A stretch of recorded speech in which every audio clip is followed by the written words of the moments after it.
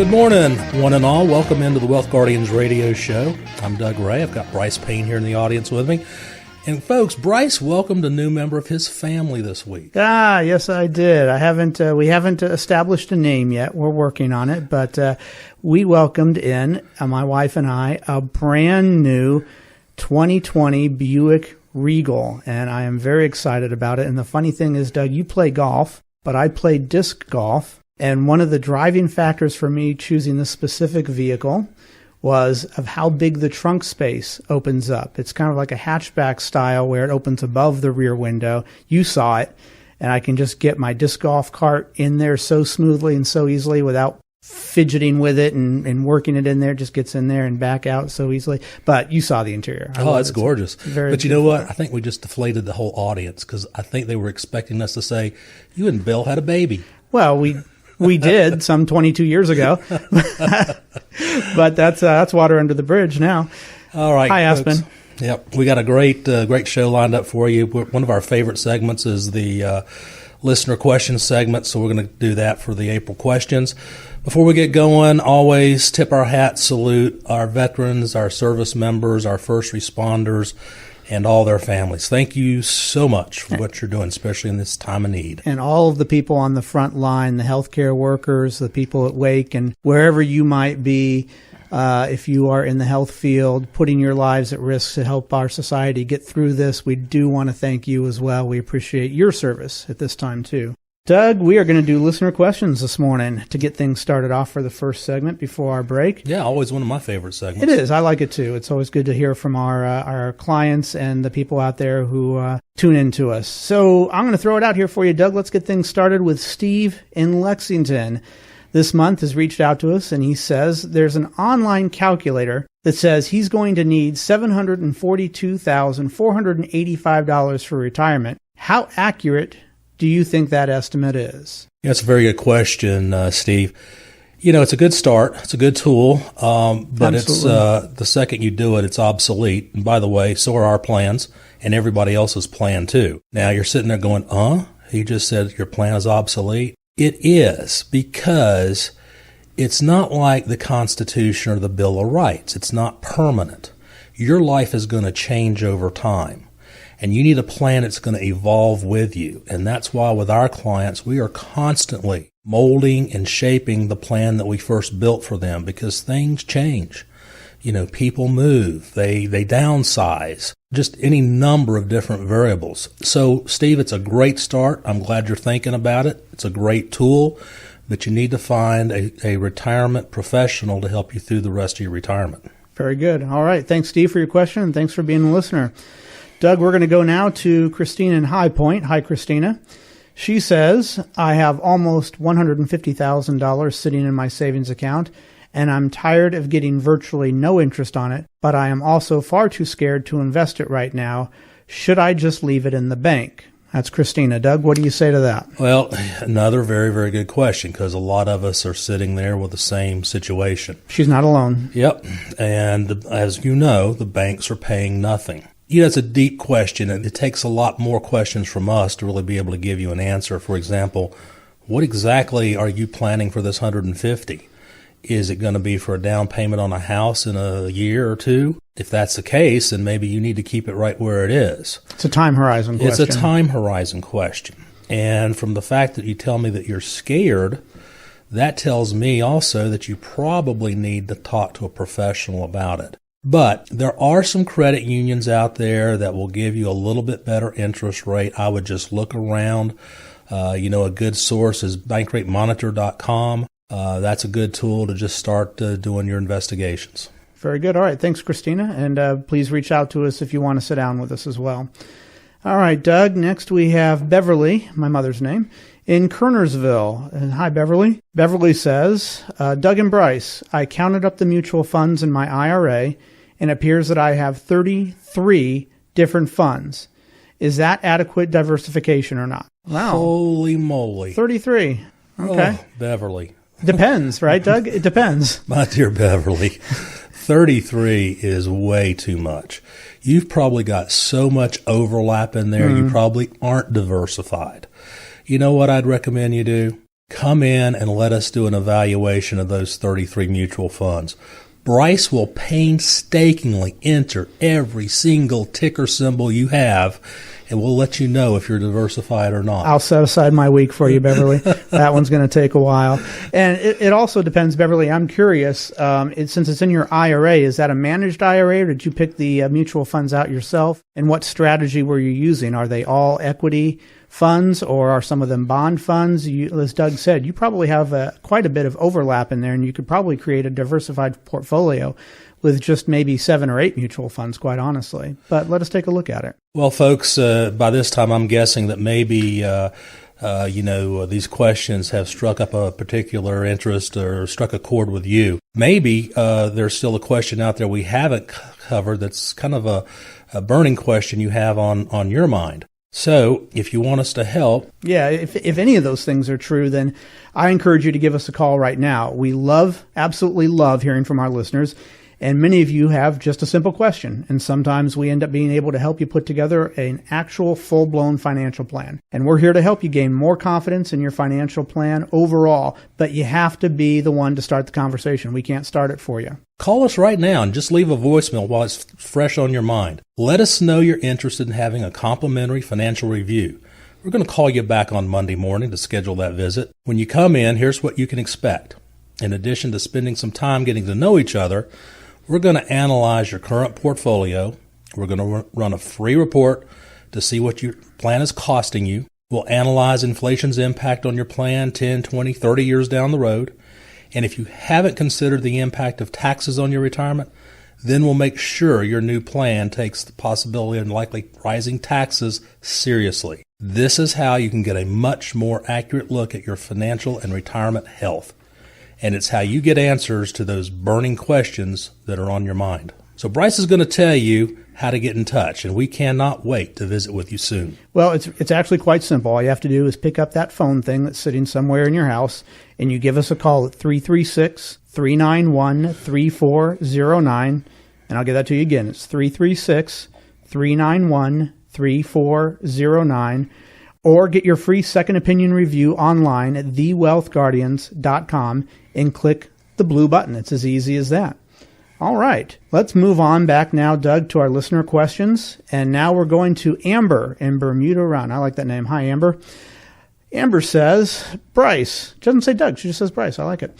Brice, I'm 55 years old, and I have about $300,000 saved for retirement, but I feel like I'm really behind where I should be compared to most people I know. Am I in trouble? I've got a niece named Amber. Amber, my favorite answer to this kind of question is it depends. It depends. It depends. Hey. Yeah. $55,000 and $300,000, I'd say offhand you're doing pretty good, but it does depend. It depends on, how much you're spending, what your retirement plans are, that kind of thing. Again, you're a perfect candidate to take us up on our offer to come in and get a full-blown retirement plan done. You're 55, you're probably 10 or so years away from retirement. This is a perfect time for you to do that exercise. It really is. And Amber, also, it's not always how much you've saved for retirement, but how much income you can generate off of what you've saved for retirement. And what you have saved or the income you can produce is one side of the scale. The other side of the scale is how much do you need? How much are you going to be spending on a monthly or annual basis in retirement? So since you didn't give us that, we'd have to have you come here in the office. So just give us a call. Okay, Doug. Trevor from our south side, Trevor in Charlotte, says, Doug and Brice, can you clarify whether I can start my Social Security benefit and still earn an income or not? I've heard different things, and I'm confused about my options. There we go. There's a good question for us, Doug. Well, it depends. It depends upon how much income you earn. Between the ages of 62 and your full retirement age, there is an earnings test or an income cap, and if you make over that amount of money, then, they're going to start taking away some of your benefit. Now, once you get full retirement age, then you can make as much money as you want to make, and there's no penalty or no earnings test on your Social Security. So again, we'll give you a complimentary Social Security analysis if you'd like. Just give us a call. Oh, very good. All right. And lastly, Doug, before we go to break, here is another one of our South Side listeners. Billy in Indian Trail from our Charlotte office says, Doug, I just inherited a very large sum of money from my father that I wasn't expecting at all. I thought I might get $50,000, but it's more like 10 times that. I've been diligently saving for my own retirement, not counting on anything like this, so I don't even know what to do with it. What's the most responsible way to handle it? And Billy, I'm sorry for your loss. Doug, how do we start a conversation like that? Well, Billy, congratulations, first of all. That's I'm sure that shocked you. It would probably shock me if I got that much more than I expected. Billy, truthfully, you do need to sit down with a professional. Pick somebody who's a fiduciary. Pick somebody that is skilled in retirement planning.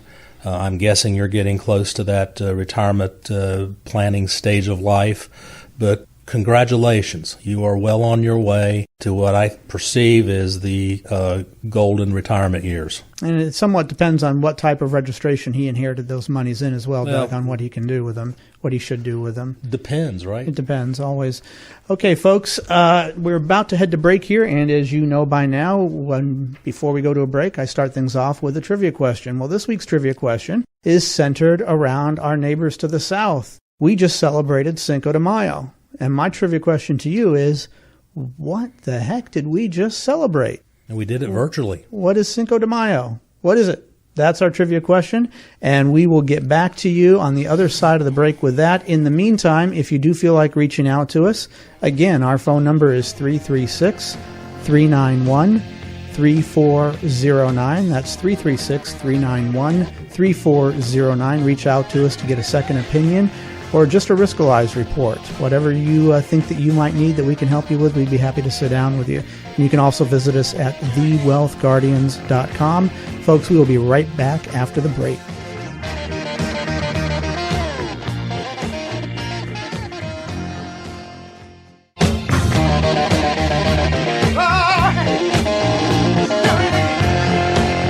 Thanks for listening to The Wealth Guardians Show. Remember, if you need any help with crafting your financial and retirement plan, to reach out to the great team at Wealth Guardians by calling 336-391-3409. That's 336-391-3409. Or go online to thewealthguardians.com. And welcome back to the Wealth Guardians Radio Show. I'm Brice Payne. Doug Gray is here again. Thank you for sticking around with us through the break. And, folks, anyone out there who is 5 to 7 years from retirement, and you just want to confirm that you're making the best decisions for your retirement, well, as we mentioned in the first segment, we do offer a no-cost, no-obligation second review so that you can understand how to retire the job yet keep the paycheck. And all you got to do is pick up the phone. It's 336-391-3409. Now, in the first segment, we were answering some listener questions, and then we moved to the trivia question. And Doug, the trivia question was, we just had Cinco de Mayo. What was it that we just celebrated? What does Cinco de Mayo celebrate? What do you think it is?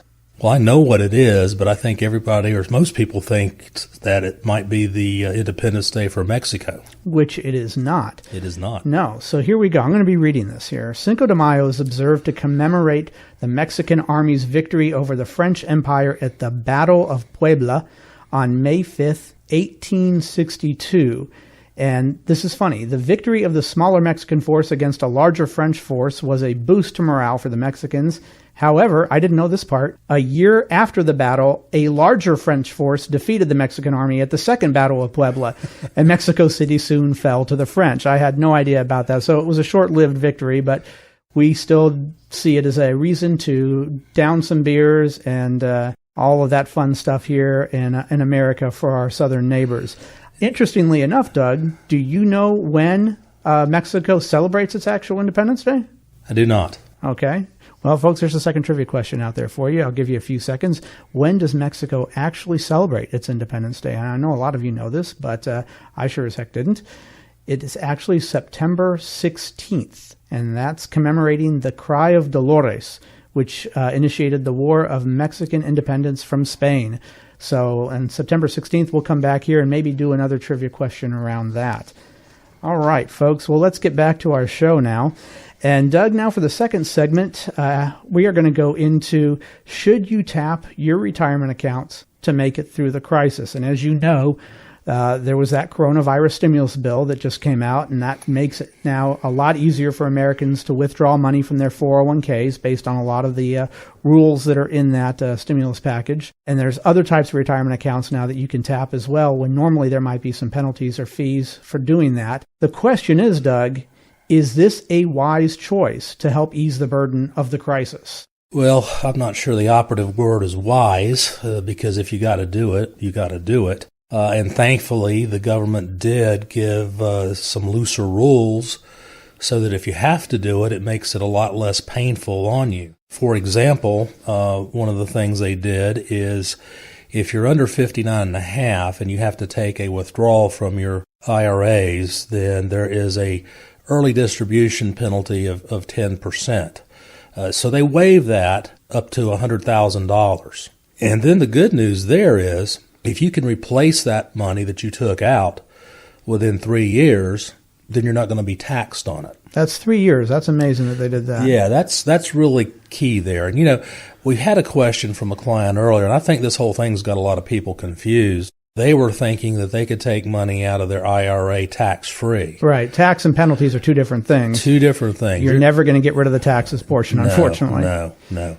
And in fact, for our clients, it was a moot point anyway because they're already over 59 and a half. Which means they could have already done that. The penalty phase for them is already gone. Yeah. Now, again, if you do take a distribution, it's got to somehow tie back into a corona-related issue. But again, I think they've made these rules pretty loose. So take that with a grain of salt. Sure. Now, 401ks, typically the rule was there that you could take a loan from your 401k up to a maximum of 50% or $50,000, whichever is more. And they've increased that now. They have. They increased that to $100,000. Nice. Okay.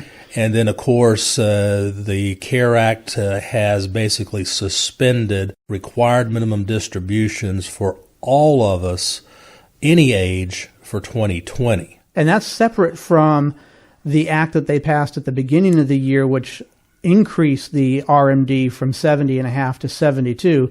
Now they've come back and said, forget that. Even if you're still 70, whether you've already been taking RMDs, you don't have to take one in 2020 period. That's exactly right. So no RMDs are required this year.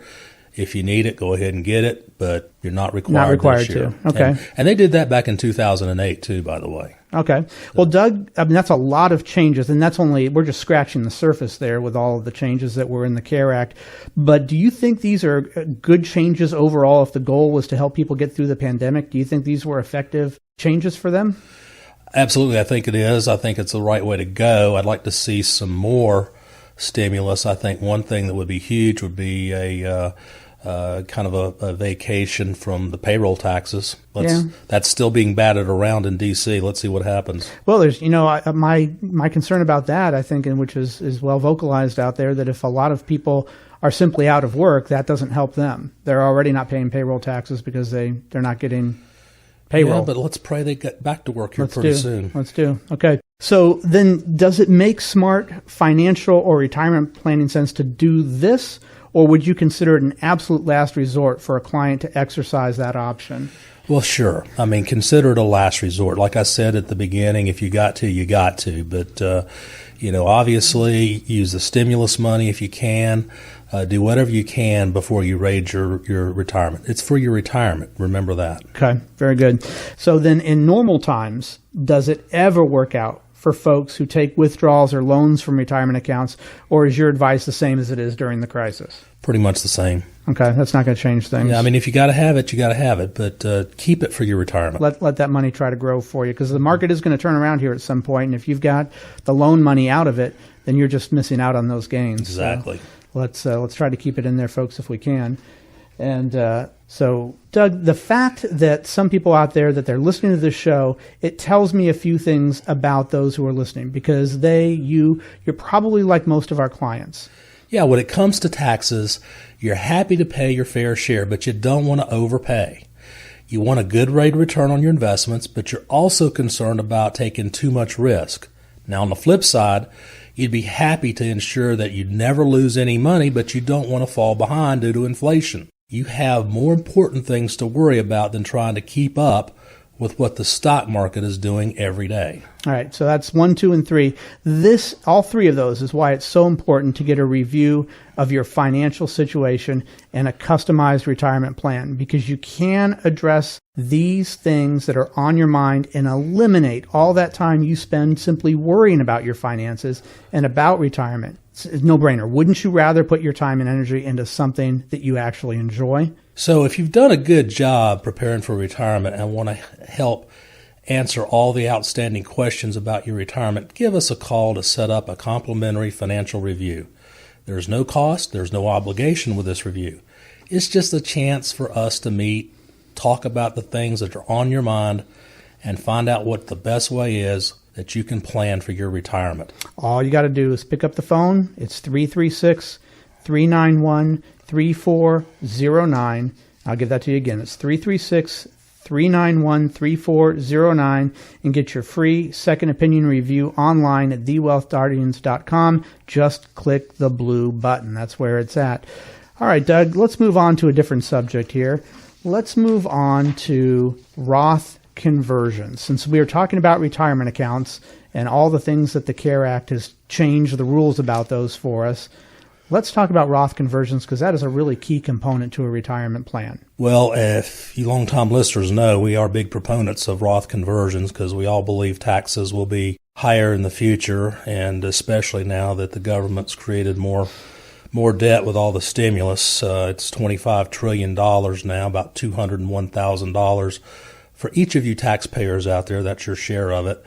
So why in the world not consider taking some monies that are going to be forever taxable, probably at a higher rate, and taking advantage of these low tax rates now and making in forever untaxable, non-taxable money? Yeah, what you're doing is you're converting folks in an IRA, monies that will eventually be taxed, to a Roth account where it grows tax-free for you. So, of course, that's a taxable event. You want to do that in a time period in a way that has the least tax implications for you as possible. But in the long run, the reason Doug and I are firm believers in this is because we've seen the numbers. We've seen a financial plan that does incorporate a Roth conversion and financial plans that are identical that don't incorporate it, and the numbers speak for themselves. So that's a key aspect to it. And for some of you, you may be able to take this crisis and turn it from a lemon to a lemonade, because your tax bracket may be lower this year than it would have been otherwise. So that would give you more capacity to convert those IRAs and 401ks into a Roth. So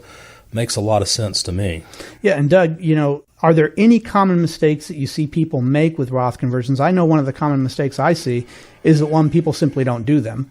They don't take advantage of them, period. That's the biggest mistake. Now, the other thing you got to keep in mind is that once you make the conversion, it's a done deal. There's no going back. They took that little rule away last year. Used to be you could change your mind and have a do-over, but not anymore. Not anymore.